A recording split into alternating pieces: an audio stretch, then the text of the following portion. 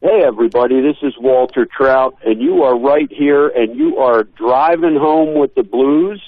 They say you can judge a man by the company he keeps. If that's the case, then we're all in this together, is further proof of Walter Trout's position at the hub of the blues scene. This is the sound of an artist not just getting by with a little help from his friends, but positively thriving on an album that is sure to light another rocket under his blooming late career. Walter Trout joins me on the phone now. Welcome, Walter, to Drivin' Home with the Blues and to Cairns FM. It's great to be here. Thanks for having me. Well, it's a pleasure, I can assure you. Walter, I've never had the opportunity to meet you or see you perform live, but I sure am delighted to be talking to you now. And like many others, I followed you closely when you were so ill. We are all happy that your life was saved in the nick of time. Well, thank you. I'm quite happy, too. I'm ecstatic to be here and to be alive and to be still making music and being a husband and a father and living life. And, I was on the abyss there of death for almost 2 years, and they've really worked medical miracles on me. So it's great to be here. And you do have a beautiful wife. I saw her at the Blues Music Awards in Memphis, but it was she's just a lovely lady, and she's a Facebook friend of mine now, so I get to follow everything that's happening in her world and your world. That's great. Yeah, she's pretty amazing. Pretty amazing. She certainly stole my heart 27 years ago, and she's still got a hold on me. I've had a chance to listen to We're All in This Together, a sneak preview, and it is sensational. What a mind-blowing lineup of guest artists, some of whom I've met, interviewed, and or seen perform live. So let's talk about some of these artists, and we might go through it track by track and see how we go for time. But first off, track one, Gonna Hurt Like Hell, featuring Kenny Wayne Shepherd. Well, yeah, that's... Kenny Wayne is awesome, and I thought he gave that track everything he's got. I thought he just played beautifully on there with Irene B. And track two, now I got to interview the same way as I'm interviewing you right now, Sonny Landreth, just a few weeks ago, so that was a thrill for me. And the name of the song on the album is called Ain't Goin' Back. So tell us a little bit about that and your relationship with Sonny. Well, Sonny's been a friend of mine for a while, and he is one of the most humble, kind, what here in this country we would call him a Southern gentleman. He's from Louisiana, and this is what I can tell you about Sonny Landreth. In my opinion, Sonny Landreth is the greatest slide guitar player that ever existed in the universe. He's in a class of his own, and it's an honor for me to have him as a dear friend and to have him play on this record. Nobody plays slide guitar like Sonny Landreth. Nobody. And when I spoke to him, I was a bit nervous about speaking to him because he's such a big name, but as you say, he's such a humble, lovely person. Well, let me tell you a little story. One of the endearing traits about the man is he doesn't even know how good he is, because when he sent me the track back, he said, "Hey, Walter, I'm sending you this back now. You can hear what I did." And then he said, "I don't know if it's any good. If you don't like what I did, it won't hurt my feelings. Tell me and I'll do it over again." And I listened to it, and I went, "Man, it's spectacular." And he went, "It's all right. You think it's okay?" I went, "Man, it's great, man." Gorgeous. He doesn't even know how good he is, and that's an amazing thing in the music business, because there's a lot of people that think they're better than they actually are out there, but not him, man. He's one of a kind. Oh, that's great.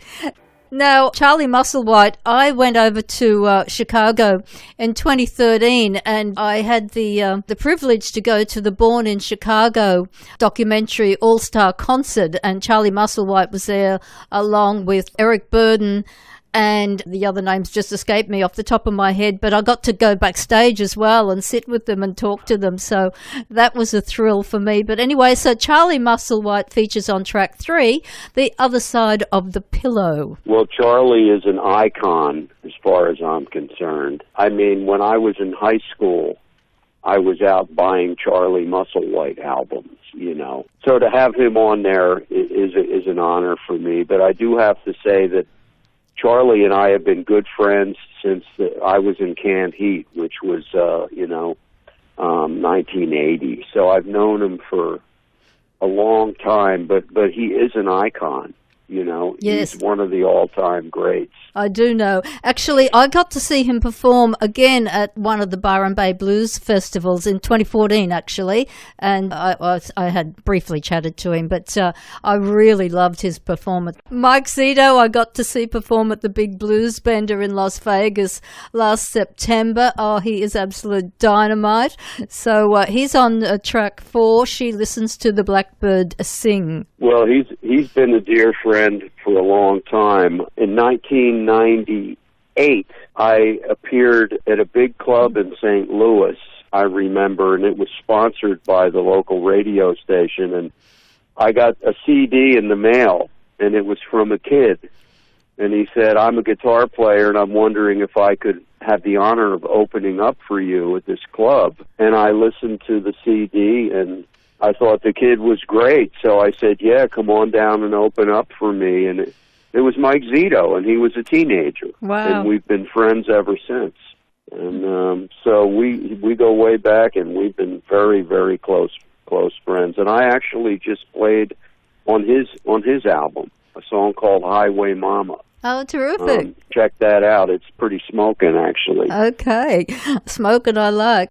Robin Ford, now, he was just out here in Australia for the 50th anniversary Cream music tour, and I went down to Brisbane because Will Johns, I've been playing his music for quite a while, and he said, oh, please come down to, to the show while they were performing in Brisbane, because they did an Australian tour and New Zealand. So Robin Ford played with them, and I met up with Robin Ford and interviewed Robin Ford in person, so that was a bit of a thrill too. So tell us about your relationship with Robin, and of course the name of the song is Mr. Davis.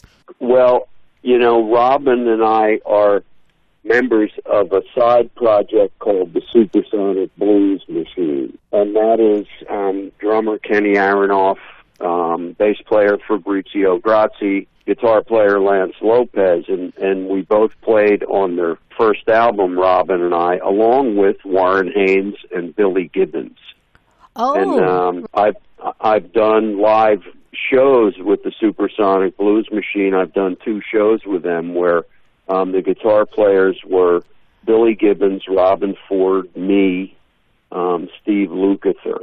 And so we've done a few shows together and gotten to hang out. And I was talking to him about what we should play, and we decided we wanted to do kind of a Freddie King-esque guitar instrumental. And Mr. Davis refers to my mentor and my teacher from the early 70s, a man named Jesse Ed Davis, who is on the first 2 Taj Mahal albums. He's on Walls and Bridges and Rock and Roll by John Lennon. He's on a bunch of Bob Dylan records. He plays the lead on Tonight's the Night by Rod Stewart. And when I moved to L.A. and I was 23 years old, I got into Jesse Davis's band. Wow. And learned very much from him. He's unfortunately gone now, but he was one of the greatest guitar players ever. Right. And he was an influence on Robin and on me, and we dedicated that song to Jesse Ed. Okay, lovely. Warren Haynes, no, I've never met. The Sky is Crying, well, we all know and love that song. That's a classic, isn't it? So how did all that come about? It is. Well, he's another member of the Supersonic Blues Machine. And I was in L.A. and we did a photo shoot for the album, and I was there with Warren Haynes and Robin Ford, and we all went out to dinner after the photo shoot, and I said to Warren, hey, you want to record something together? And, a year earlier, I had played with him as a guest at the New Orleans Jazz Fest. I got up and played with Government Mule, and we had done The Sky is Crying, and it had we had ripped the place up with it. I mean, we just killed it, and so we were like, we want to record? And he's like, yeah. And we were both like, we need to record the song we did at the Jazz Fest. We need to get that down, recorded. So That's the only cover on the whole album, and that's because we wanted people to hear our version of that song. Now, Eric Gales, I met just last April at the Byron Bay Blues Festival, and I had a nice little interview with Eric Gales, and Santana was there, and he's Santana's godson. I don't know if you knew that or not, but probably did. Yes, I do. Yeah. I know that, of course. Somebody Going Down is the name of that track. Well, Eric is probably one of the top guitar players in the world right now, and he's been a buddy of mine for a while. I've seen him go through some hard times and fight some demons, and he's come out on the other end. And now the world is really hearing him and paying attention to him, and he is getting the recognition that he has long deserved. And it was great to have him on my record. We're up to track 8 now, and She Steals My Heart Away, featuring Edgar Winter, Johnny's brother, of course. Well, when I was going to write a song for Edgar, because, I had to write a song for each guest, and I said to him, well, Edgar, I'm not sure what to write for you because you play rock, you play jazz, you play everything. And he said something I thought was really funny. He said, Walter, my first love is the blues, but I have to tell you, when I was a little kid and my brother started playing the guitar, I figured he had the blues covered, so I better do something different. Oh, right. You imagine being a little kid and you're hearing your brother and he's getting better and better, and you, holy crap, man, my brother is killing it, And so I just thought that was a funny quote. And, he told me he just wanted to play saxophone. He didn't want to play keyboards. And so I tried to write something that would be conducive to him playing a saxophone solo. And also, because he's such a great singer, I wanted to have a chorus where he and I could sing harmony together. And that's the song I came up with. And he seemed happy with the song. Now, I see that our time is just about up, isn't it, unfortunately? But so we won't be able to get through the rest of the tracks. But let's go to John Namath, because I've met John Namath a few times now, and, we've we kind of know he knows me and I know him, and I think he's fantastic. So he's on the track 10, Too Much to Carry. Yeah, a great singer, great harp player, man. And, he just nailed it on that cut, I thought. I really thought he did. And there's even a bit of harmony singing on there with him and I singing together, and that was really fun. We'll probably run out of time to get through the rest of the tracks.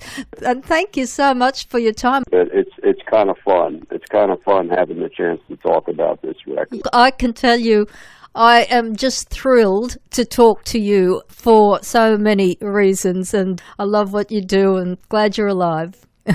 Well, thank you, and thanks for supporting my music the way you do. I appreciate that. A pleasure. Bye-bye for now. Okay, bye-bye.